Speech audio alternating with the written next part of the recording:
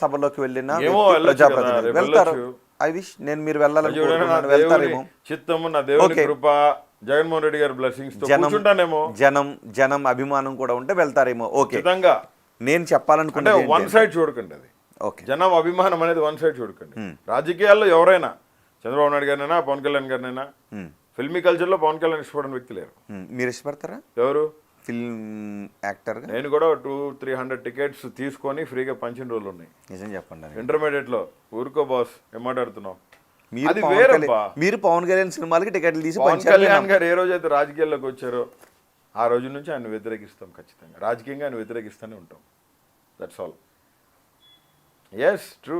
పవన్ కళ్యాణ్ రాజకీయాల్లోకి రాకూడదా? పవన్ కళ్యాణ్ రాజకీయాల్లోకి రావచ్చు, అది నా వ్యక్తిగత, it's my wish. Pawan Kalyan movies కూడా వెళ్తారా ఇప్పటికీ? ఏది చూడకూడదు, ఓటీటీస్లో వచ్చి చూడమైంది. చూడొద్దని పవన్ కళ్యాణ్ గారు అని చెప్పారా?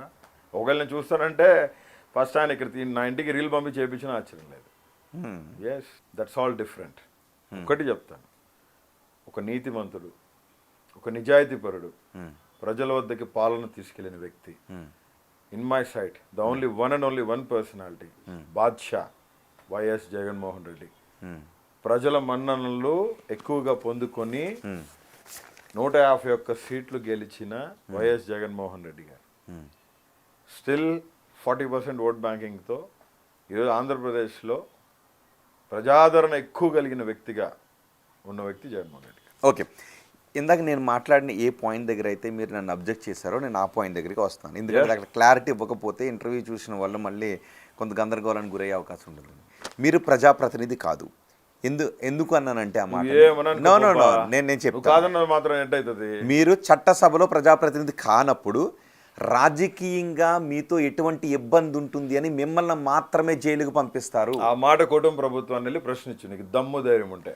వాళ్ళు ఆ మాట చెప్పలేదు కదా, మీరు అలాంటి ఎలిగేషన్ చేశారు కాబట్టి. ఎలిగేషన్ చేసిన వాళ్ళందరూ లోపలేసినారా? టీడీపీకి ఎలిగేషన్ చేసిన వాళ్ళందరూ లోపలేసారు. అదే ఎలిగేషన్ చేసిన వాళ్ళందరూ నో, ఎలిగేషన్ చేసిన వాళ్ళందరూ వేలా. They targeted me. Because I fighted for Jaganmohan Reddy గారు in Delhi also. ఢిల్లీలో ఉన్న కొంతమంది చంద్రబాబు నాయుడు గారికి, కుటుంబ ప్రభుత్వానికి కావాల్సిన ఆ పెద్దల మీద కూడా కోర్టులో పోయి కేసులు వేసామని కాలుండొచ్చు, అవకాశం వచ్చింది, వేశారు. నేను ఒకటే చెప్తున్నా, వ్యక్తిగత హననానికి పోకూడదు. నన్ను అరెస్ట్ చేశారు, ఓకే కాదంట్లా.